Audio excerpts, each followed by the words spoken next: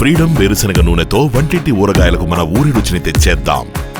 Summer వచ్చేసింది. చాలా వరకు ఎగ్జిబిషన్స్ అన్ని కూడా ఇప్పుడు హైదరాబాద్ కానీ ఇతరతర ప్రాంతాల్లో దర్శనమిస్తుంటాయి. ఆ ఎగ్జిబిషన్స్లో ముఖ్యంగా చాలా గేమ్ యాక్టివిటీస్ ఉంటాయి. దాంట్లో పార్టిసిపేట్ చేయడానికి చాలామంది ఉత్సాహం చూపుతుంటారు. రోలర్ కోస్టర్ కానీ, కొలంబస్ కానీ, ఇంకా చాలా రకాల ఈ జాయింట్ వీల్స్ కానీ ఇవన్నీ కూడా ఎగ్జిబిషన్లో మనం చూస్తుంటాం.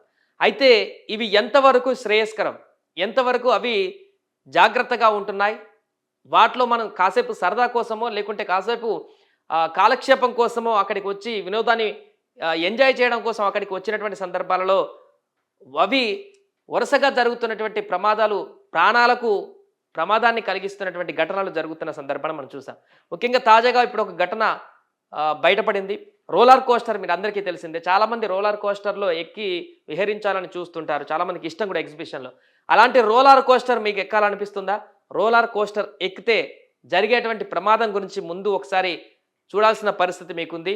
ఎందుకంటే ప్రతి దగ్గర ఇలా ఉండదు. బట్ కొన్ని దిక్కుల్లో జరుగుతున్నటువంటి పరిణామాలు అనేటువంటివి కూడా ఎవరికైనా ఇలాంటి ఎగ్జిబిషన్స్లో ఇలాంటి వినోదాన్ని కానీ ఇలాంటి ఎంటర్టైన్మెంట్కి కానీ దగ్గరికి వెళ్ళాలంటేనే భయపడాల్సినటువంటి పరిస్థితి. మొన్న గతంలో కొద్ది నెలల క్రితం కూడా ఇలాంటి ఘటన ఒకటి జరిగి అక్కడ మృతి చెందినటువంటి వార్త విన్నాం. ఇప్పుడు తాజాగా రోలర్ కోస్టర్ నుంచి పడినటువంటి ఒక వ్యక్తి మృతి చెందినటువంటి ఘటన సంచలనంగా మారింది.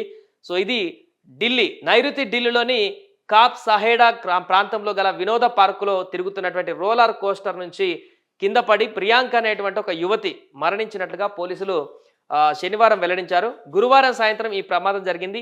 తీవ్రంగా గాయపడినటువంటి ప్రియాంకను ఆమెతో పాటు ఉన్నటువంటి నిఖిల్ వెంటనే మణిపాల్ ఆసుపత్రికి తరలించగా అప్పటికే ఆమె మృతి చెందినట్లుగా వైద్యులు నిర్ధారించారు. సో ప్రియాంకతో తనకు ఫిబ్రవరి నెలలో నిశ్చితార్థం జరిగిందని, ఇద్దరం సరదాగా పార్కుకు రాగా రోలర్ కోస్టర్ స్టాండ్ విరిగి ఆమె కింద పడినట్లుగా నిఖిల్ పోలీసులకు తెలిపారు. సో చూడండి, ఇది రోలర్ కోస్టర్ ఇలా పైనుంచి కిందికి మొత్తం తిరుగుతూ కొంత డిస్టెన్స్ వరకు వెళ్ళేసి వస్తుంటుంది. సో ఇది తిరిగినప్పుడు టోటల్గా రివర్స్లో కూడా వెళ్తున్నటువంటి పరిస్థితి ఉంటుంది. అది వెళ్ళేటప్పుడు స్ట్రైట్గా వెళ్లకుండా. అలాంటప్పుడే అక్కడ వేసుకున్నటువంటి బెల్ట్ అన్ని రకాల సదుపాయాలతో రోలర్ కోస్టర్ ఎక్కిస్తారు. అక్కడ హెల్పర్స్ ఉంటారు, అందరు ఉంటారు, స్టాండ్స్ ఉంటాయి, బెల్ట్ ఉంటుంది, అన్నీ ఉంటాయి.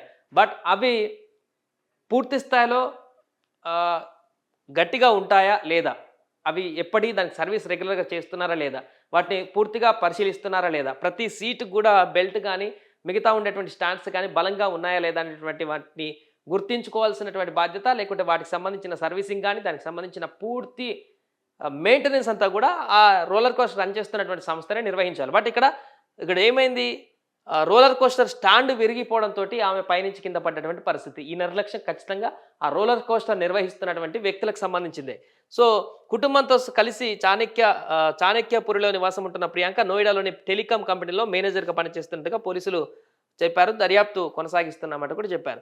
సో ఇలాంటి చిన్న చిన్న తప్పుల కారణంగా సరదాగా ఇలాంటి ఎగ్జిబిషన్లకు వెళ్ళి కాసేపు కాలక్షేపం చేద్దామని చెప్పుకున్నటువంటి అనేక మంది వరుస ప్రమాదాలకు గురవుతున్నటువంటి సందర్భం. రీసెంట్గా 2-3 నెలల క్రితం హైదరాబాద్లో ఇలాంటి ఘటన ఒకటి జరిగింది. అంతకుముందు వేరే ప్రాంతంలో ఒకటి జరిగింది.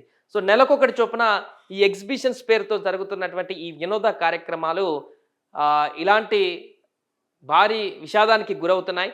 దానికి కారణం ఏదైనా కానీ సరదాగా కాసేపు వినోదం కోసం వెళ్ళినటువంటి పరిస్థితి కాస్త తీరని విషాదంగా మారుతున్నటువంటి సందర్భం ఉంది. అందుకే ఒకసారి మీరు కనుక ఎగ్జిబిషన్లకు వెళ్ళి ఇలాంటి రోలర్ కోస్టర్లు కానీ, కొలంబస్లు కానీ, ఇంకేదైనా జాయింట్ వీల్స్ కానీ ఎక్కినప్పుడు 1కి 10 సార్లు ఆలోచించుకోండి. అక్కడ ఉన్నటువంటి సెటప్ ఏ విధంగా ఉంది, పర్ఫెక్ట్గా ఉందా, అది పూర్తి స్థాయిలో మనకు శ్రేయస్కరంగా ఉందా లేదా అనేటువంటి ఆలోచించిన తర్వాత ఇలాంటి వినోదభరితమైనటువంటి కార్యక్రమాలు అడుగు పెడితే బెటర్. ఎందుకంటే మనకు కుటుంబాలు ఉన్నాయి, మన మీద డిపెండ్ అయ్యి చాలామంది ఉంటారు. కాబట్టి తాత్కాలికమైనటువంటి క్షణికావేశంతో కూడుకున్నటువంటి ఆనందాల నుంచి బయటకు వచ్చి రియాలిటీ ఏంటిదని దాంట్లోకి వచ్చి మనం కనుక ఉన్నట్లయితే ఇలాంటి ప్రమాదాల నుంచి తప్పించుకునేటువంటి అవకాశం ఉంటుంది. అండ్ ఇలాంటి నిర్వహిస్తున్నటువంటి వారిపైన కూడా తీవ్రమైనటువంటి శిక్షలు విధించాలి.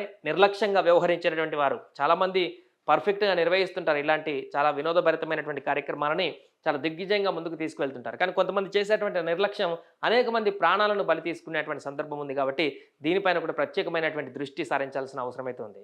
సుమన్ టీవీలో మీ పర్సనల్ అండ్ బిజినెస్ ప్రమోషన్స్ కోసం కింది నెంబర్కి కాంటాక్ట్ చేయండి.